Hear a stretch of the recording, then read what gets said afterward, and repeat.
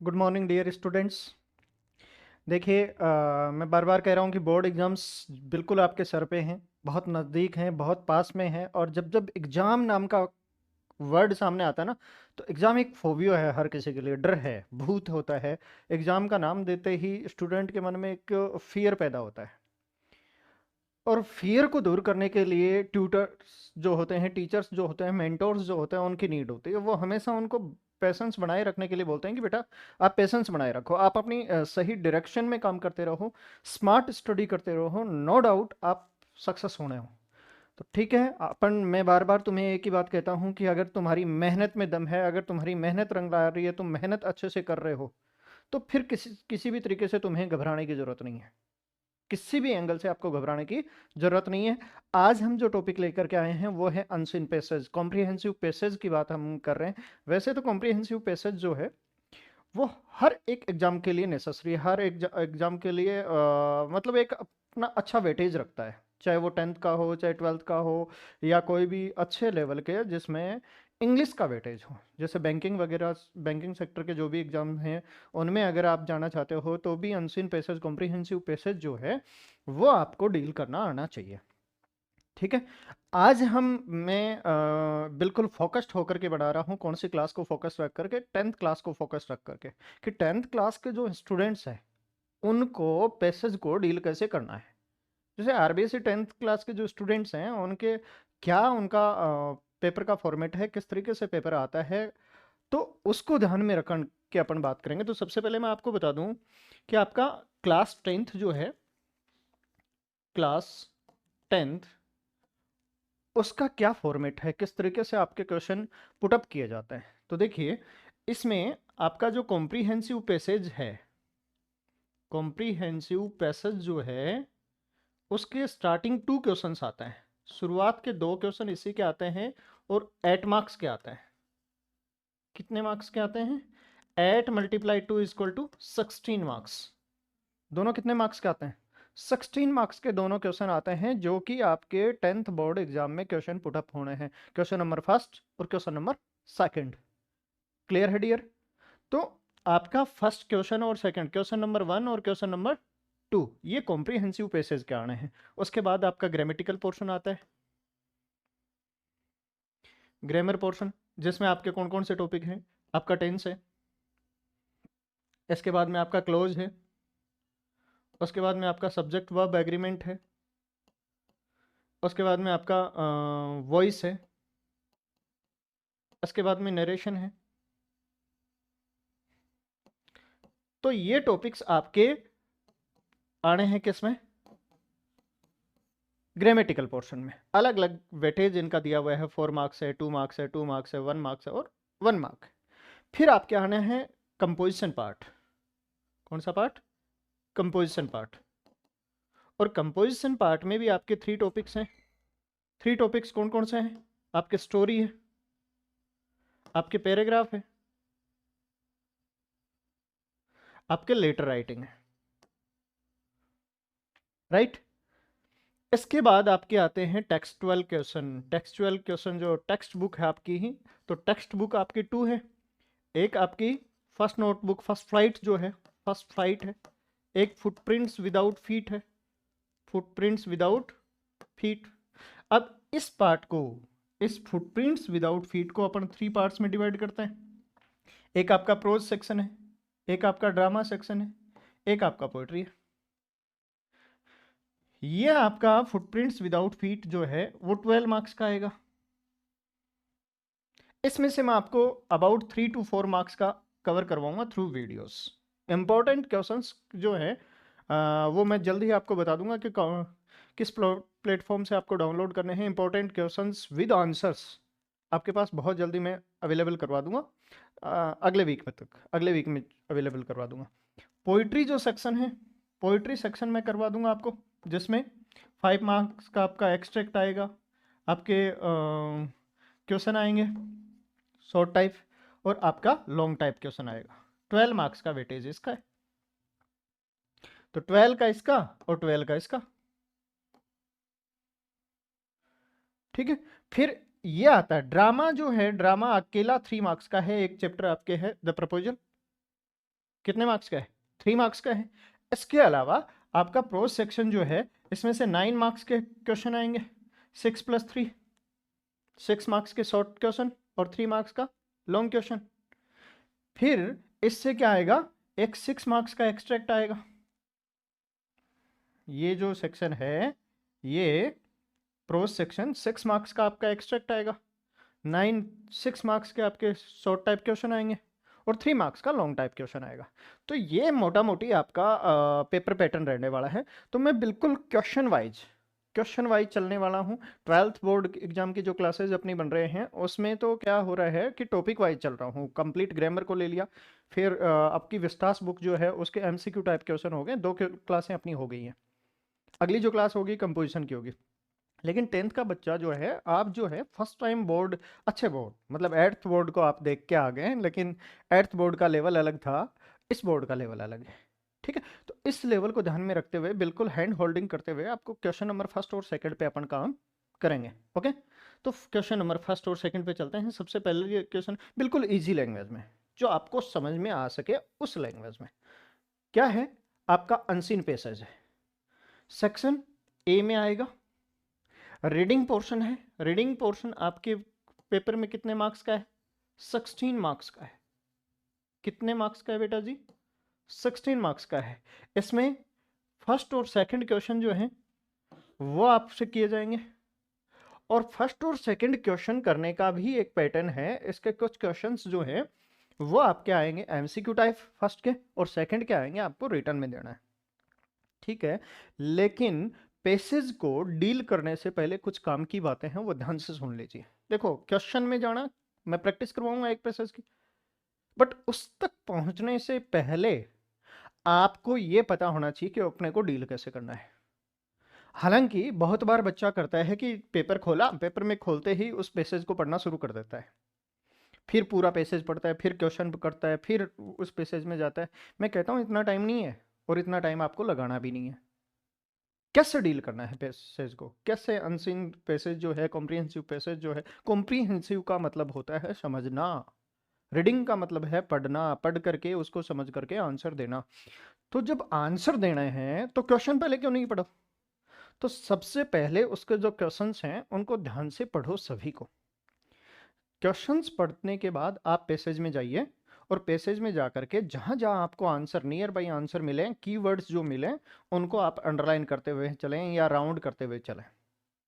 ठीक है, हिंट भी बनाया है कि जो भी अधिक क्वेश्चंस आपको मिले तो पैसेज के उनको देने के लिए सबसे पहले पैसेज के क्वेश्चंस को ध्यान से पढ़ो, फिर उस पैसेज को अच्छे से पढ़ो, फिर उस पैसेज में दिए गए कुछ कीवर्ड्स जो आसपास आपके आंसर के आसपास हैं, उनको आप अंडरलाइन कर लो, राउंड कर लो आप। अब आप कहोगे सर वहां तो एग्जामिनर ने कहा था कि भाई पेन नहीं चलाना है, केवल रोल नंबर लिखने के अलावा पेन नहीं चलाना है। ऐसा नहीं होता। वो ये कहते हैं कि किसी भी प्रकार का क्वेश्चन सॉल्व नहीं करना है। आप हेल्प के लिए कुछ कर रहे हो, पेन वगैरह चला रहे हो, आप कहीं पे भी टिक कर रहे हो, वो रॉन्ग नहीं है। हाँ, ऐसा नहीं है MCQ टाइप क्वेश्चन में ऑप्शन नंबर C राइट है, उस पर टिक कर दिया, उससे भी होता कुछ नहीं है बाकी, लेकिन आपको करना नहीं चाहिए। ठीक है, अगला है, ये बड़ी इंपॉर्टेंट बात है, अगर आप ध्यान से पढ़ लो तो। बार बार कहता हूँ, ऑफलाइन क्लासेज में भी कहता हूँ कि बेटा क्वेश्चन जिस टेंस में पूछा जाए, आंसर हमेशा उसी टेंस में देने की कोशिश करो, आंसर हमेशा उसी टेंस में दो। ऐसा नहीं है कि क्वेश्चन किया जा रहा है प्रेजेंट में, आप आंसर में जा रहे हो पास्ट में। ऐसा नहीं करना है, जिस टेंस में क्वेश्चन किया गया है उसी टेंस में उतर दे। और अगली बात सबसे इंपॉर्टेंट, आपसे जितना पूछा जाए ना उतना आंसर देने की कोशिश करें। ऐसा नहीं है कि पूरा पैसे छाप दे, ऐसा नहीं है कि पूरा पैसे छाप दे। देखो, वो भी सारे फॉर्मेट्स हैं जो आप चाहते हो। कौन से फॉर्मेट? लाइन टू लाइन मिलाने वाले। लेकिन वो अंतिम घड़ी है, वो अंतिम हथियार है, जिस टाइम आपके पास कोई ऑप्शन नहीं हो, उस टाइम के लिए है वो। ऐसा नहीं है कि बस आए और चलते जाओ। ठीक है, तो देखते हैं। इसके अलावा सबसे बड़ी दुविधा जो आप लोगों की है, अगर मैं सही हूं तो कमेंट करके बताना, बिल्कुल यस कमेंट करना, और यदि नहीं है तो नो कमेंट करना।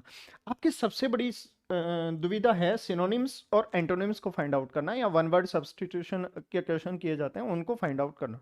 सर सिनोनिम्स और एंटोनिम्स तो मिलते ही नहीं है। तो देखो, वकेब जिसका सॉलिड है वो काम करेगा भाई, नहीं तो फिर तुक्के मारते फिरोगे। लेकिन तुक्के मारने से पहले भी कुछ बातें ध्यान रखो। अगर आपका वर्ड जो क्वेश्चन किया गया है वो जिस कैटेगरी का वर्ड है, आंसर उसी कैटेगरी में दो। अब आप कहोगे कैटेगरी मतलब पार्ट्स ऑफ स्पीच में आपने वर्ड पढ़े होंगे, parts of speech. Parts of speech में कौन कौन से? Noun, pronoun, adjective, verb, adverb, conjunction, preposition और इंटरजेक्शन।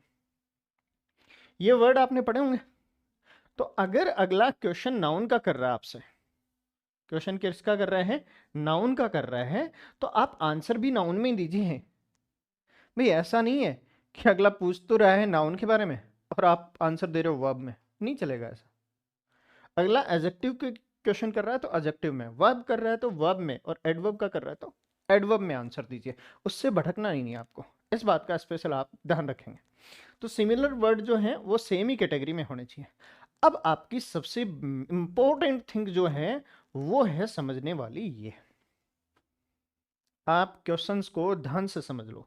ये समझने से पहले ये बात समझ लो कि अगर कोई क्वेश्चन ऑक्सिलरी वर्ब से शुरू होता है, कोई क्वेश्चन अगर ऑक्सिलरी वर्ब से शुरू होता है तो उसका आंसर देते वक्त आपको टेंशन में नहीं आना है, क्योंकि उसका आंसर कुछ खास नहीं, उसका आंसर या तो होगा यस या होगा नो। जैसे क्वेश्चन आ गया, do you play chess? Do you play chess? तो आंसर क्या हो सकता है? Yes, yes, I play chess, I play chess. या क्या हो सकता है? No, no, I do not play chess. Answer यही हो सकता है क्या? यस या नो में आंसर हो सकता है, इसके अलावा कोई आंसर नहीं हो सकता। क्लियर है डियर? लेकिन अगर ऑक्सिलरी वर्ब से, देखो ऑक्सिलरी वर्ब से क्वेश्चन करे, ऐसा पेपर सेटर करेगा नहीं कभी भी, ऐसा नहीं करेगा, क्योंकि उसको पता है। और अगर ऐसा करेगा तो आपको पता ही नहीं चलेगा इसका क्वेश्चन यस में देना है नो में देना है।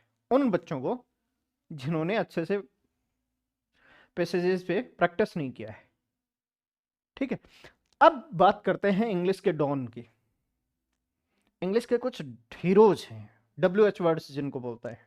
मैं 9 WH वर्ड के बारे में बार बार क्लासेस में बताता हूँ, अपनी चैनल पे पहले वीडियो पड़ा हुआ है कि एक फैमिली है, हु, हुम, हुज, विच और what, when and where, why and how.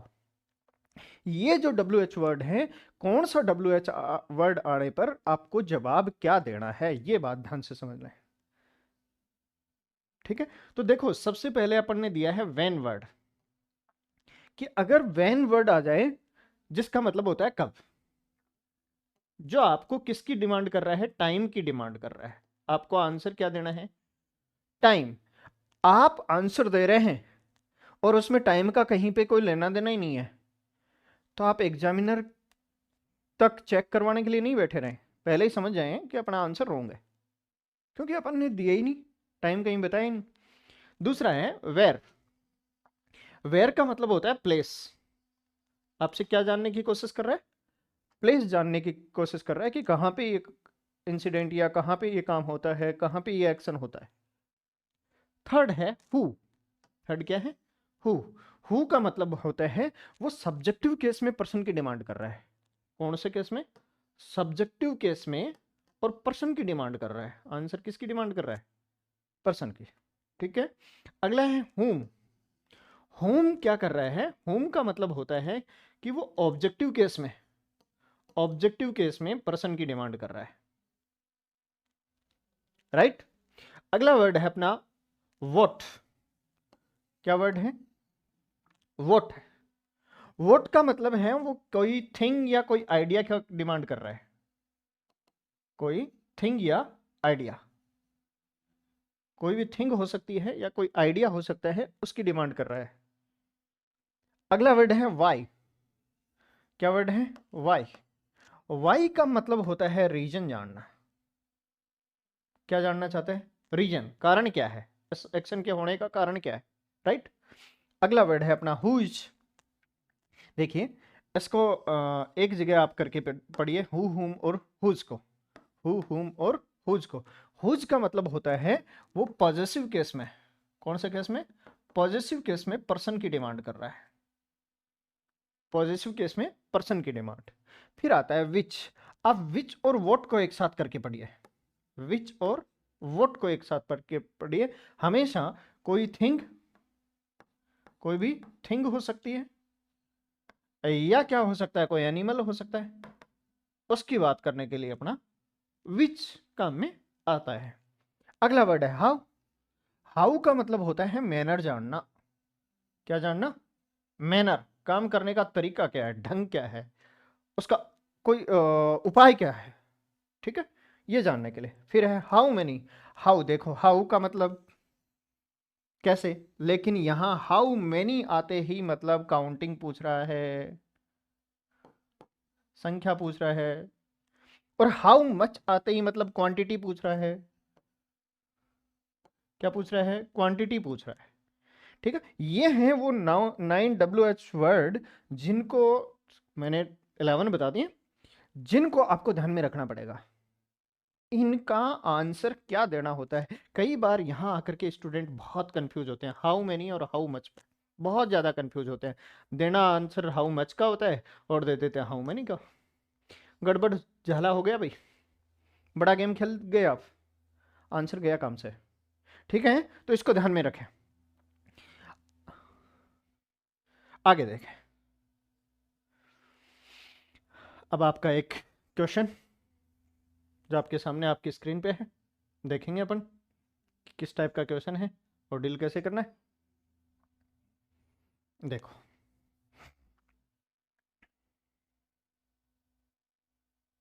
सबसे पहले अपने को क्या करना है, वही काम करना है जो मैंने आपको बताया है। कौन सा काम? कि सबसे पहले इसके क्वेश्चंस को पढ़ना है। इसके क्वेश्चंस अगर आपने नहीं पढ़े, इसका मतलब गड़बड़ कर दिया। क्वेश्चन पढ़ो, देखो। Where was the university of Takshashila situated. Takshashila university है वो कहाँ सिचुएटेड है? पेशावर, इटली, ग्रीस और पंजाब। अपने को नहीं मतलब कहाँ है, क्योंकि अब अभी अपन ने पैसेज का सोल्यूशन नहीं देखा है, पैसेज नहीं पढ़ा है। What was it famous for, ये किसके लिए फेमस है? Science, arts, medicine, science, arts and medicine. In which stories instance of sons of nobles and Brahmans are found. अगला क्वेश्चन है what was considered an honour and distinction. इसके option देखने, who were highly thought of. इसके options आपके सामने हैं, physicians from Takshashila है, people from Takshashila है, किंग्स फ्रॉम तक्षशिला है, या नोबल्स फ्रॉम तक्षशिला है। Who brought a physician graduated from Takshashila for Buddha where he felt unwell. कौन लेके आया था? तो देखो हु आते ही इसका मतलब कोई पर्सन है अपना, ठीक है। Find out from the passage the word which means an institution for highest level of education for degree and research. तो फिजिशियन होता है, यूनिवर्सिटी होती है, यहाँ बी था भाई, यूनिवर्सिटी होती है, स्कॉलर होता है या ग्रेजुएट होता है। Find out the word from the passage which is opposite of modern, ठीक है। आगे देखो, अब पैसेज को पढ़ेंगे। In the north west of individual India near Peshawar there was an ancient and famous university of Takshashila. ठीक है, क्या है? एक यूनिवर्सिटी है और यूनिवर्सिटी का नाम क्या है? तक्षशिला। कहाँ है? नॉर्थ वेस्ट, ठीक है। The university was particularly noted for science. किसके लिए? For science, specially medicine and the arts. किसके लिए? देखो मैं जो काम कर रहा हूं उसको ध्यान से देखें, वही काम आपको करना है, इजी वे में अपना काम हो जाएगा। अगला देखो, people went to it from distinct part of India. The Jataka stories are full of instances of sons of nobles and Brahmins traveling unattended and unarmed to Taxila to be educated. Probably student came also from Central Asia and Afghanistan, as it was conveniently situated. It was considered an honor and distinction to be graduate of Taxila.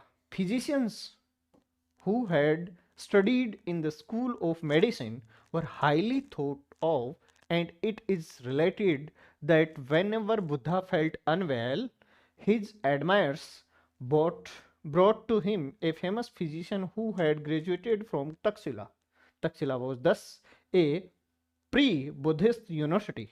During the Buddhist period, became also a center of Buddhist scholarship and attracted Buddhist students from all over India and across the board.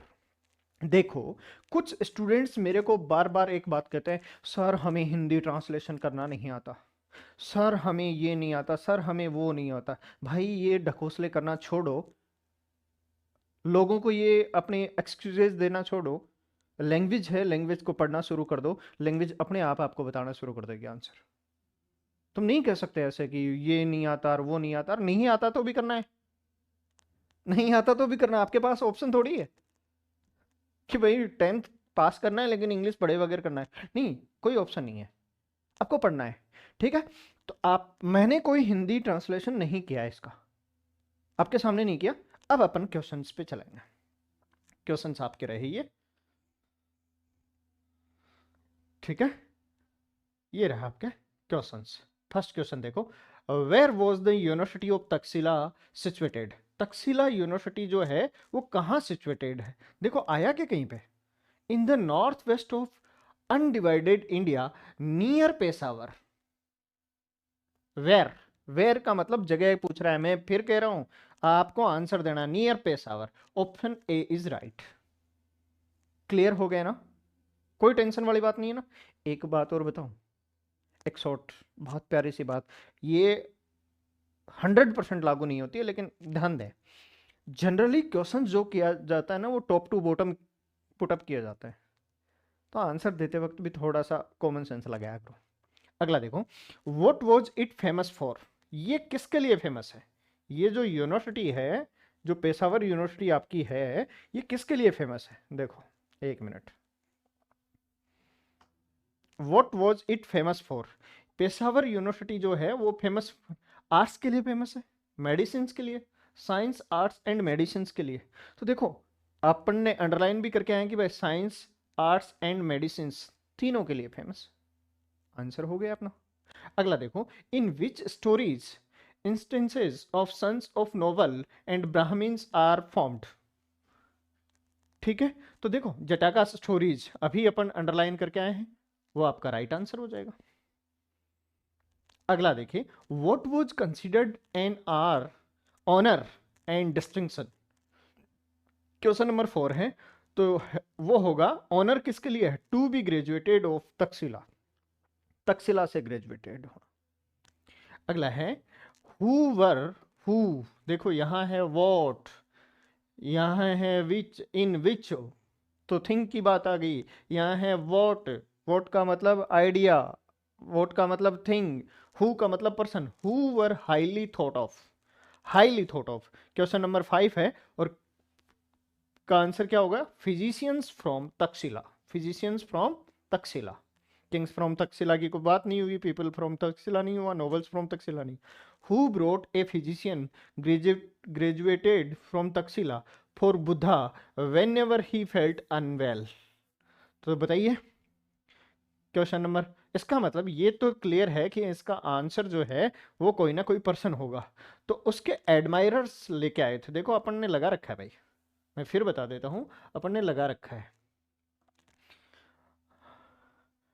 Felt unwell his admirers brought. ठीक है, आगे देखिए अगला क्वेश्चन, question number 7, find out from the passage the word which means an institute. देखो अब इसका कोई शॉर्ट ट्रिक नहीं है, मैं फिर बता देता हूं, शॉर्ट ट्रिक है आपका वकेब। आपको आता है तो ठीक, नहीं आता तो गए। एन इंस्टीट्यूशन, अब इंस्टीट्यूशन का मतलब कोई संस्था है। इतना अगर आपके पल्ले पड़ गया ना तो काम हो गया। देखो ऑप्शन देखो, graduate, scholar, university, physician. Institute तो इसमें एक ही है भाई, आगे अपन ने पढ़ा ही नहीं। Institute for highest level of education for degrees and research, हो गया अपना काम। अगला है find out the word from the passage which means opposite of modern. बोला आजकल तो बड़ा मॉडर्न हो रहा है भाई, मॉडर्न, मॉडर्न का ऑपोजिट देना है। अब मॉडर्न का ऑपोजिट इसमें कौन सा है, तो देख लो, डिसेंट नहीं, एफिशिएंट नहीं, कन्वीनियंट नहीं, ओहो एंशियंट। आपका ए आंसर राइट है।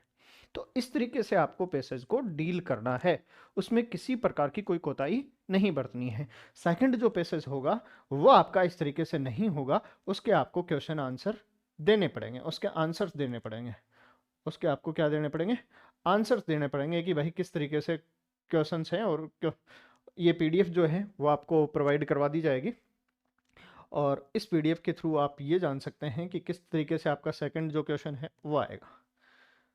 सेकंड क्वेश्चन देखें, पैसेज का second question number, passage number 2 ही नहीं है, क्वेश्चन नंबर सेकंड देखें। क्वेश्चन नंबर सेकंड जो है वो आपका आएगा इस तरीके से, इसमें भी 8 क्वेश्चंस होंगे और सभी जो क्वेश्चन है वो शॉर्ट आंसर टाइप क्वेश्चन होंगे। यहां एक बात ध्यान से समझ लीजिए, मैं इस पैसेज को सोल्व करवाने वाला नहीं, एक बात बताने के लिए ये पीडीएफ में डाला है। हाँ, ये पीडीएफ अटैच कर दी जाएगी, वो आप देख लेना। आंसर्स इसमें शामिल हैं, ध्यान दें। शॉर्ट आंसर टाइप क्वेश्चन करो या आप एमसीक्यू टाइप क्वेश्चन करो, उसको डील कैसे करना है, अपनी आंसर शीट में कैसे लिखना है, ये बात आपको बिल्कुल ध्यान से देख लेनी है। अगर यहां गड़बड़ की तो गड़बड़ झाला हो ही जाएगा। इस बात को देखें, देखो मान लो आपका क्वेश्चन नंबर है 1, आपकी आंसर शीट है ये, इस टाइप से आपकी आंसर आएगी, आंसर शीट आएगी। आपको आंसर स्टार्ट करना है यहाँ से, आंसर 1 में पार्ट 1। अब आपका आंसर है ए लिखा, और इसमें आगे क्या नोटेड डाउन है वो लिखना है। फिर क्वेश्चन नंबर 2, क्वेश्चन नंबर 2 में मान लीजिए आंसर है डी, तो उसमें क्या लिखा हुआ है ये तो पैटर्न है क्वेश्चन नंबर फर्स्ट को करने का। 3 4 5 6 7 8। क्वेश्चन नंबर 2 जो है, क्वेश्चन नंबर 2, तो यहां क्या लिखोगे, आंसर 2 नंबर 1। अब इसमें तो राइटिंग बेस है भाई, राइटिंग बेस है, देख लीजिए आप। क्वेश्चन ऐसे आएंगे, क्वेश्चन है who says nature has a Holi plan, nature has a Holi plan, ये क्वेश्चन है। तो देखो इसका आंसर कैसे दे रखा है, Wordsworth says nature has a Holi plan. कहने का मतलब ये है बेटा जी कि आपको क्वेश्चन किया जाए तो उसका आंसर कंप्लीट देना है, कंप्लीट सेंटेंस में देना है। ऐसा नहीं वर्ड्सवर्थ लिख के छोड़ दिया जी हो गया काम हमारा, तो नहीं, ऐसे काम नहीं होता। आपका काम तब कंप्लीट होगा जब आप उसको सिस्टमेटिक उसका आंसर देंगे। अगर सिस्टमेटिक आपने आंसर दिया है तो आपका काम हो गया, अगर आपने नहीं दिया है तो आपका काम नहीं हुआ है। इसको आप ऐसे ही हवा में ना ले। मान लो क्वेश्चन नंबर 3 आपका दे रखा है कि when can we strike the iron, तो देखो we can strike the iron when it is hot. Iron पे चोट कब करनी चाहिए, हथौड़े का वार कब करना चाहिए, जब लोहा गर्म। ठीक है, तो बात इसको समझें कि आप फुल आंसर लिखें। देखो मैं जो बात समझाना चाह रहा हूं वो फिर समझ लीजिए। Number 1, full answer, full answer लिखें, all part at a place, all part at a place. Answer जो है वो एक ही जगह पे देने हैं, ऐसा नहीं कि फर्स्ट क्वेश्चन का एक 1 2 3 तो यहाँ पे दे दिया, फिर 2 क्वेश्चन और दूसरे कर दिए, फिर दूसरा कर लिया। ऐसा नहीं करना है, ऐसा करने से आपका चेक होने से रह सकता है, आपके मार्क्स डिडक्शन हो सकते हैं। ऐसा आपको नहीं करना है। एक क्वेश्चन के एक कंप्लीट क्वेश्चन, एक क्वेश्चन के जो आंसर्स के कंप्लीट पार्ट है वो एक ही जगह पे आपको मेंशन करना है। दूसरा, तीसरी बात, पैसेज हमेशा समझ करके उनका आंसर देने हैं। ये कॉम्प्रिहेंसिव होता है तो कॉम्प्रिहेंड करके ही आंसर देने हैं। फोर्थ थिंग, अगर आपको नहीं आ रहे हैं सिनोनिम एंटोनिम, तो ध्यान दीजिए, कुछ बच्चे ये करते हैं कि जो वर्ड बार बार यूज हो रहा है उसको डालते हैं। नहीं, आप पैसेज में से वो वर्ड बाहर निकालिए जो आपको नहीं आ रहे, और वो वर्ड 2 या 4 होंगे अगर आपने प्रैक्टिस किया है तो। ठीक है, फिर अपना थोड़ा सा लॉजिकल बनाइए, जो क्वेश्चन जो वर्ड आपको दिया गया है उसको ब्रेक करने की कोशिश कीजिए, डेफिनेटली आपको आंसर मिल जाएगा और उस तरीके से आपको आंसर देना है। ओके डियर, मिलते हैं अगले एपिसोड में। अगला एपिसोड आपका होगा ग्रामर का। ठीक है, और इस वीडियो को आपको कहना ना पड़े, ज़्यादा से ज़्यादा लाइक कर दें, शेयर भी करना है ताकि थोड़ा सा मनोबल बढ़ा रहे क्लासेस का, और चैनल को सब्सक्राइब कर लीजिए। Thank you.